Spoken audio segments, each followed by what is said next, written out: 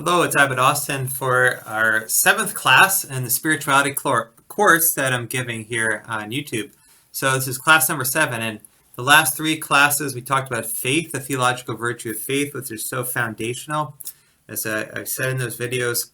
Now we're going to move on to the theological virtue of love or charity, right? So the theological virtue of charity is the subject for this video. There's so much to be said about this virtue as well, and there's different angles you can take. So it's been a real struggle for me to try to prepare the talk about it. But ultimately, I have to take just a few different angles on it and leave some other things unsaid. No attempt here to try to cover it all. Okay, so we're talking about the theological virtue of charity. It is a virtue, and it's a theological virtue. So it's a special gift from God. You can't have this without the grace of God given to you to have it, to give you this love and this ability to love, right? So a virtue is an ability, this steadily ready ability to do a fulfilling act. So this is an ability to love God, right? So note, first of all, charity. We're talking about, this is the theological virtue of charity, sometimes referred to as love. But I'm going to use the word charity a little bit here because it's important. There's a special love here going on with the love of God. And charity is the way it's been referred to traditionally. Now, today, if you just heard the word charity, you would think of something more to do with love of neighbor, right? A charity like feeding the hungry. A food bank would be a charity, right? So we tend to think of charity towards a neighbor, and having charity towards God doesn't sound as natural to our way of speaking nowadays. But the theological virtue of charity is toward God. God is the object of this love, right? So that's what it is. Now, yes, as I mentioned a bit in the first video in this course, this charity does necessarily extend toward and encompass the love of neighbor, right? So if you love God, you're going to love your neighbor, right? So that's true. But I think sometimes we can, in a way, emphasize that point in the wrong way, to such an extent where we're afraid almost to love God first, above all, right? If we say, love God above all things, love Him wholeheartedly with a full and perfect, complete love, holding nothing back, then someone might say, well, no, but you got to love your neighbor also. There's no competition here, right? So if you're going to love God wholeheartedly, fully, yes, you will love your neighbor, right? So, but don't be afraid just to give your love completely to God. We have to do that. We should do that. Jesus tells us to do that. To love the Lord our God with all our heart, all our soul, all our mind, all our strength, right? So this wholehearted love, this all-encompassing love towards God, we should have. And don't be afraid to have that. That's the theological virtue of charity. It's directing us toward that in its very essence. And then, yes, necessarily, that will extend towards love of neighbor. I'm not going to say too much here about the love of neighbor, okay?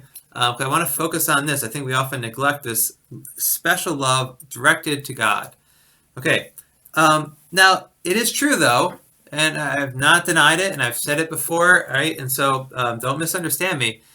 You have to love your neighbor, right? And this is the test that Scripture often gives if you truly love God, right? So the famous line from the first letter of John, how can you love the God you do not see if you don't love the brother whom you do see? I think I mixed up the wording a little bit, but that's the point, right? If you don't love the brother whom you can see, how can you love the God you can't see, right? It's a good point. Obviously, it's right. The test of whether you truly love God is in whether you love your neighbor, how you treat other people, okay? So that's true. But what's going on there is, in a way, the love of God is this driving force behind the love of neighbor. So the love of God is the cause, and then a necessary effect of that is love of neighbor. So love of God is there, this driving force. And if we have this love of God, we're going to love our neighbor necessarily. It's a necessary effect of our love of God, right? So if the love of God is the cause, though, the driving force behind loving our neighbor in the most true sense, then we need to love God if we're going to love our neighbor, right? And we can't just put all our focus on loving our neighbor and expect that to work. No, we have to love God first. We have to have this charity towards God first. And if our love for God is a blazing furnace within us, then how well will we truly love our neighbor, right? We will. Okay, so let's not be afraid to focus just on God and to work on our love for God. Now, I noted in the first video that our love for God, this charity for God, is unlike any other love that we have, right? And here, a way of referring to this is to say it's a clinging love. And here I'm drawing on ideas especially in St. Augustine, although there's, he's drawing them also from Scripture. Okay, so we have this unique love for God, unlike other, it's like other loves, but in another sense, unlike them. So we have this clinging love for God, right? So what's going on here is that we love God as our ultimate end, right? We love God as the one we wish to attain, to possess, and the one in whom, when we do attain him, we're going to have our full happiness, our fulfillment, our full human well-being, that is our salvation, right? So all our energy is going towards this because to attain God, to cling to God wholeheartedly with all our heart, mind, soul, and strength, right? To cling to God, because we want to attain God, that's when our happiness is. So St. Augustine would read, I think it's Psalm 73. Certain translations now don't capture this as well, but the line in there where the psalmist is thinking about all these other things that people attain and how even the wicked get these bad things, but he kind of concludes the psalm by saying, "But to be near God is my happiness."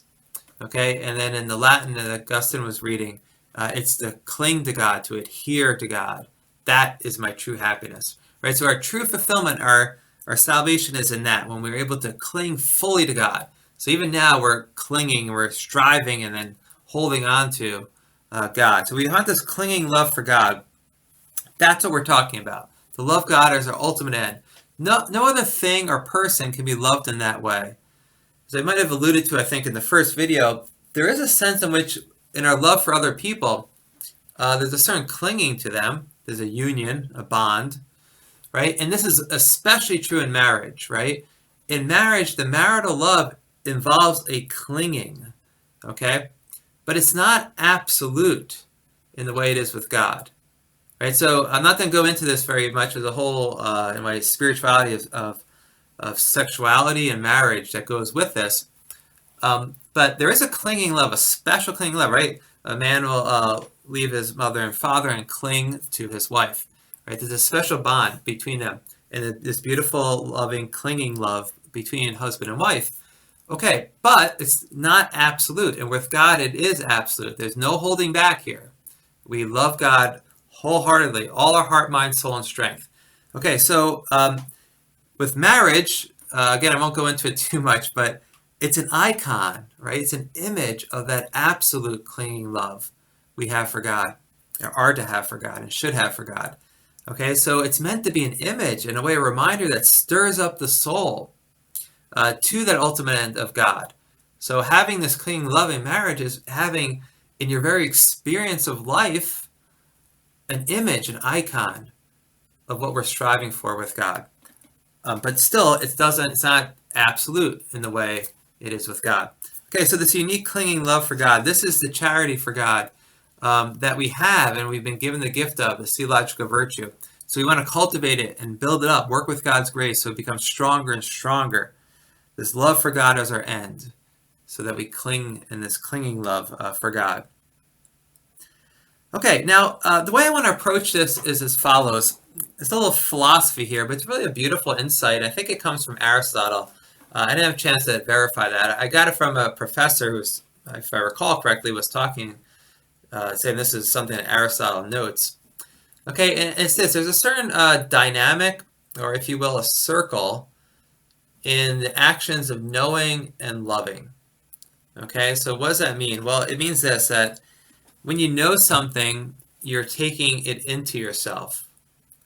And then when you love something, you're going out towards it to attain it. Right? So you can see how this fits with what I've just been saying with God. I'm going to go out and attain God and cling to God and possess God, which means to be possessed by God, right? So you can play with all those different beautiful terms To possess God is to be possessed by God. Right? So, all right. So the point here is that when we know something, we take it into ourselves. And then when we love, what happens, that knowledge and leads us then to love the thing, this good thing, and then we go out towards it. So knowledge is a taking in, love, desire is a going out. Knowledge takes in, love, desire goes out towards the object. Right? So it starts though with taking it into yourself. All right, so in order to love something, to desire it, you have to know it first, right? You can't love or desire something you don't know at all. As I said in I think maybe the second video, can't remember which one, but I've said it before in these classes. Okay, so we must take it into ourselves, the thing that we're desiring or loving. We know it, we take it into ourselves. It leaves its mark upon us. When you know something, you are changed. You become something more. You've gained something, this knowledge, right? So when you know something, it comes into you and leaves its mark upon you. It makes its impression upon you. So in philosophical language, you are informed. You have taken into yourself the likeness of that thing, its form in a certain sense, right? So if I know, I know the beauty of a tree, I'm taking the form of that beautiful form of the tree into myself. Not in the essential sense that I become a tree. Take on the form of a tree and become a tree, right? It's not the point. In this wonderful way, though, knowledge allows us to take the form of this thing into ourselves, to let it leave its mark on us, and be therefore changed in that way. All right, and so then we have within in a certain sense, the likeness of that thing, the form of it. Okay, then what happens there? We're changed, and we become like the object, right? So I have its likeness in me, so I'm like it. I have a certain identity with that object. And that identity then creates this longing to be united with it. Okay, then you go out and desire and love towards the object, to be united to it. Okay, so you take it in, it forms its impression upon you, makes you like it. You have a likeness to it, you bear its form within you in a certain sense. And then with that identity with it, you then want to go out and be one with it in love, to attain it in love. It's a very beautiful dynamic that this knowing and then loving takes place, this circle of coming into us through knowledge, going out to it through love. So it's true and it's beautiful. It's a beautiful insight. Okay, so what do we want? We want this to happen with God, right? We want this to happen with God. So we want the knowledge of God. We want God to be known, so that God comes and leaves his mark on us. He leaves his impression on us. And then we bear within ourselves a likeness of God and have an identity with God. And therefore we go out in love and desire to attain God, right? In this clinging love I was talking about, charity, theological virtue, charity. Okay, so God has presented himself to us so that we can know him, so that we can take him into ourselves and bear his likeness within us, right? And how's he done this? We've talked about it. First of all, when we talked about thinking about God correctly, we said that the knowledge we have of God is through creatures, right? So God has disclosed himself, presented himself to us through these things he has made, right? They're the effects that he has caused. And we know the cause through the effects, as Aquinas and Aristotle and others would say. Okay, so God has disclosed himself to us through created things. And then we let that bear its mark on us, the mark of the Creator coming into us, known through these created things, and then we then go out to God in love. Also then, so we have that knowledge of God, God's presented himself, leaving his mark on us through creation, but we also then have revelation, right? So God has also presented himself, disclosed himself to us through revelation, as we've been saying, right? Because all revelation is about God, or about his plan for our salvation. And as I've noted, his plan for our salvation is saying something also about God. So it all goes back to God, right? So we're taking in this knowledge of God through revelation, right? And it's very personal knowledge, it's wonderful personal knowledge of God, and so such an intimate knowledge. And then we then go out towards God in love and charity. Okay, so we take it in that case through faith, and then go out in charity. Take in the knowledge of God through faith, and that allows us to go out to God in charity and to possess and attain God. Okay, so that's what we want to happen. But the thing to notice then, here, where's the difficulty arise? Well, okay, so this happens. We've given this theological virtue charity. We go out to God and love to attain God, to cling to God. But it doesn't happen only with God. Okay, so other things besides God leave their mark on us. Other good things or enticing things, at least, I'm going to be morally good to pursue them, but they're good in some sense, and they're enticing, therefore. So these other things make their impression upon us. We come to know them, we take it into ourselves, and then we go out and desire for them. Now, that's not necessarily a bad thing, okay? So let me just give you an example. And it's a simple example, but just that can help just to get our minds around these ideas. I've been a bit abstract in a bit of this video so far. Okay, so a simple example is if you have some food that you experience, you taste, and it's wonderful. Let's say it's this dish that you had. I'm trying to think if any good meals I've had, to use an example, in the past. But it could be as simple as ice cream, a flavor of ice cream. Let's say you get some new flavor of ice cream. It's wonderful, and this is amazing, right? Very simple, I know, but it makes the point. You then come to know that. You've experienced it. It enters into you. It leaves its mark on you. And then you go out towards it. You want this ice cream. You want to attain it. Okay? So this happens in other ways. This circle of taking with knowledge, going out in love and desire. Okay, and that's fine. That's often very fine and good and even necessary. It's natural. Okay? So this is often very good and fine. Okay, the problem though, it's not good when this happens. When we go out in love and desire towards the object with that clinging love that only should be directed towards God. Okay, so yes, it's fine to allow these good things to make to be known, come into you, make their mark on you, and then to go out and desire to attain them. All right, I like the taste of coffee. I like coffee. It's left its mark on me, so then I want it, I attain it, I drink it. Fine, right? All things in moderation, all that kind of stuff too. But the problem, though, that arises, though, and the reason why we're not moderate, is we become attached to these things. Okay, so what we're talking about here, the problem is when this happens with created things, that is anything else but God, and it happens in such a way that you cling to these things in the way that you should only be clinging to God. Okay, inordinately. And those are attachments, okay? So you are clinging to these things in a way that gets in the way of your pursuit of God and therefore is wrong. It's inordinate, and even to the point of you're treating these things as idols. You're clinging to them as if they could give you the happiness that only God can give you. Okay, so these are attachments. When you cling too much to these things, when you want to love and attain them, inordinately with this kind of what the tradition called attachments. Okay, so there's different things that especially you can be attached to when you have this clinging love for them that's excessive, even to the point of being as the clinging love you should only have for God. Okay, so some classic things you can be attached to are wealth, right? People are attached to wealth. They cling to it too much. And then they can even sacrifice their relationships, sacrifice other parts of their lives that they should be cultivating because they're so focused on money and wealth and gain, right? So that's something you can be attached to, wealth. Another thing you can be attached to is popularity, prestige, honors, right? Some people just want to look good. It's so important. They're attached to receiving praise and looking good in front of others. That sometimes they'll even step on other people, right? They'll put other people down, or they'll use people for convenience in order to get connections here or there and be respected and honored and look good, right? So you can be attached to that as well. You can be attached also to power or influence.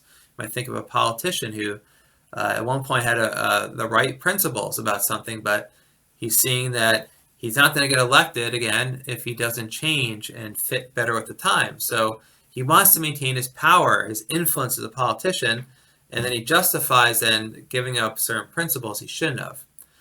Okay, so that's another possibility. So we have wealth, honors, prestige, power, influence, the other pleasure. or comforts. People can become attached to that. Excuse me. Okay, those are classic things. We can also become attached to other people, right? So, you can become infatuated. You can really cling to another person inordinately, right? So that's also a very powerful thing that can happen. It's a common experience even, right? You like a person, you become attached, you expect too much from that person, and you cling to that person, and it's unhealthy, and it needs to be overcome. Okay, so all these are attachments that get in our way of our pursuit of God and our attaining God as our end, to cling to God. So that's the problem. And so how do we resist that? How do we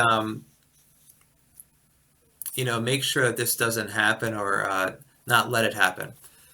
All right, I'm going to give two things. Okay, so much can be said about all this, but just two things.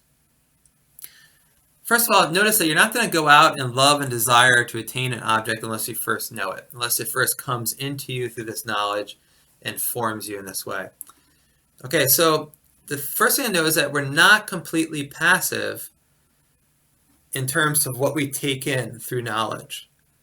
Okay, so we have some control over what we allow to come into us, the kind of knowledge we allow to come into us. And so an example here would be, something like, if you watch movies that have sex scenes in them, then you're letting those kind of enticing and alluring images of sexual gratification, beautiful bodies, all that kind of stuff, you're allowing it to come into you and leave its mark on you, so that you then go out and desire it in lust, in a lustful way. Okay, so you've allowed that, you've exposed yourself to that, you've allowed those things to come into you, and therefore you go out to them in this desire and love and attachments in these bad ways. Okay, so we have some control over what we allow ourselves to be exposed to in that way. And then here we might think of an image that St. John Cassian uses. He speaks of a grist mill, right? So in the grist mill in the ancient world, which he's writing, you have these stones, right, turning, and then you put the wheat in it, and the turning of the stones grinds up the wheat into flour, so it's edible, right? And these kind of stone wheels, this mill keeps on turning. And so what St. John Cassian says is that our minds are like that. They keep turning in this way.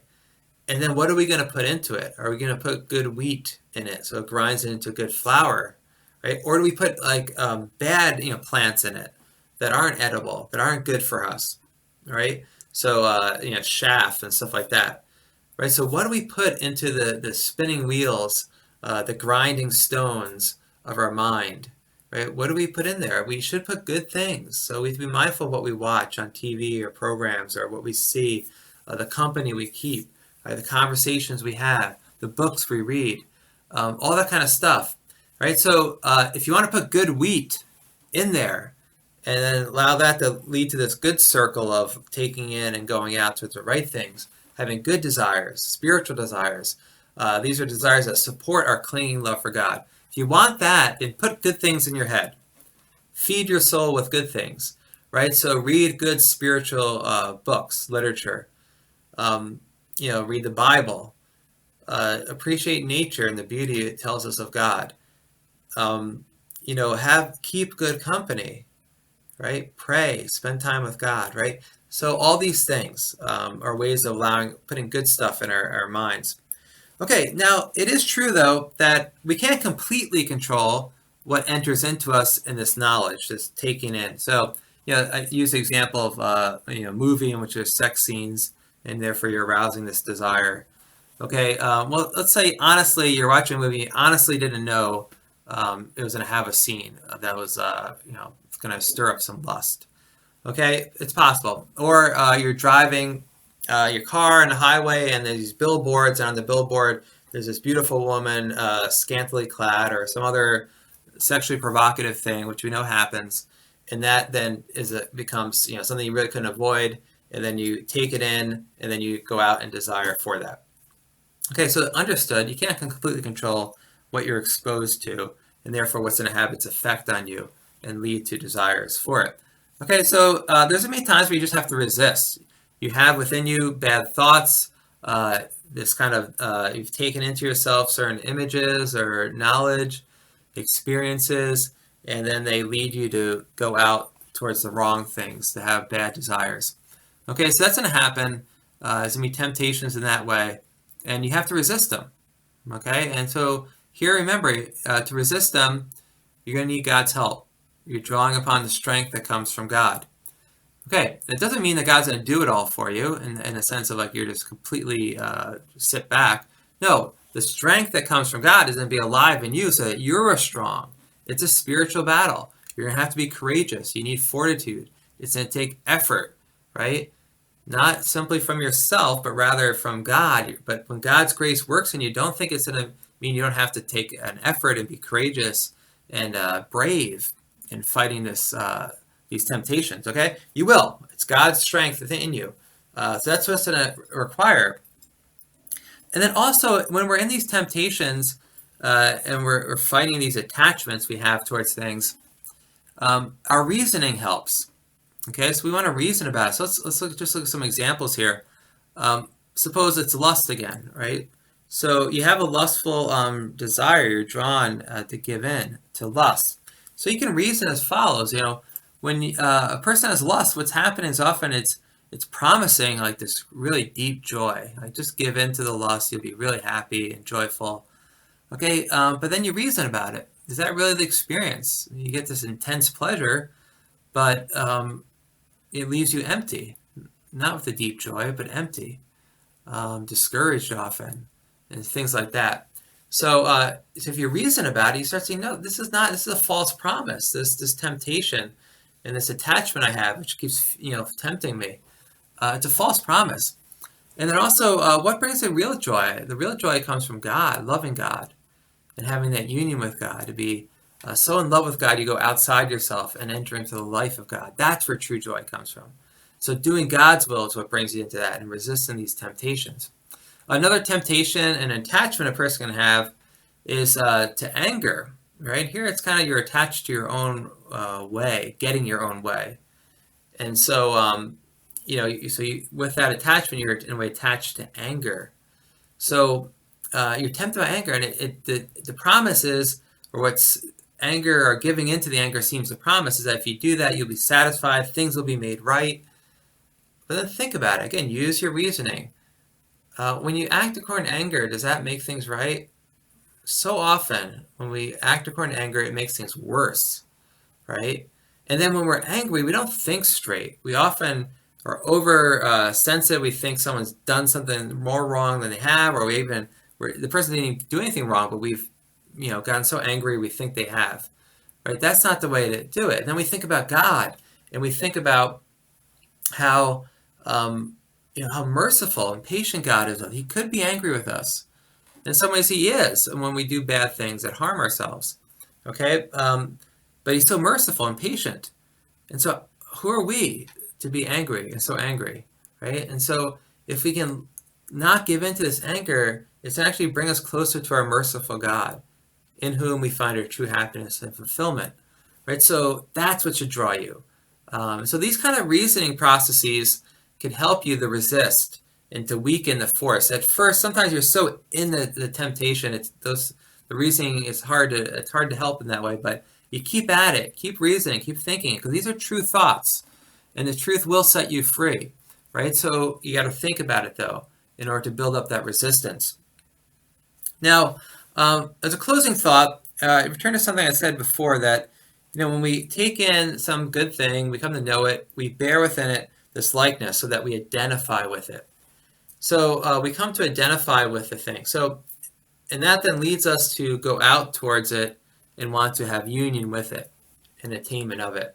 Right? So this is what we want to have most of all with God. It happens in lesser ways with creatures and other good things, as it should. We don't want it to happen with attachments, but it should happen in certain ways. But with God, it's, again, this absolute clinging love. So we want this to happen.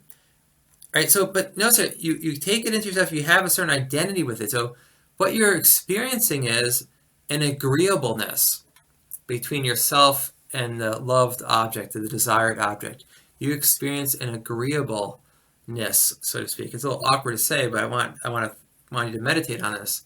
Right? We find the object, the desired object, agreeable to us. Okay, so I want to point out is God is most agreeable to us. God, nothing is more agreeable to us than God, right? And God is agreeable to us on the deepest level, right? And these deep recesses of our soul that are really what are hungering, especially for happiness and joy. So God is most agreeable, our Creator, our Redeemer. Uh, this is what's most agreeable to us. So when we find something agreeable, that's what we're drawn to. So think about that and think about how true it is, right? God is most agreeable. And as we really come to let that sink in into our souls, then we're drawn more and more to this love of God, to attain God and to cling to God, right? And that's charity. It's theological virtue charity. It's already been planted in us, but we want to activate it and build it up and cultivate it with God's grace. So I hope these reflections have helped in that regard. There's so much to be said about charity, the virtue of charity. This is one angle on it. I hope it helps. And I think there are important things to think about. A little more can be said. So seek God, cling to God. That's what we want. He is our happiness. Other things we might be attached to, but they get in the way. God is the one in a way, God is the one alone whom we should be attached to. So may that be the case, and may God bless us and continue to help us to attain Himself. Amen.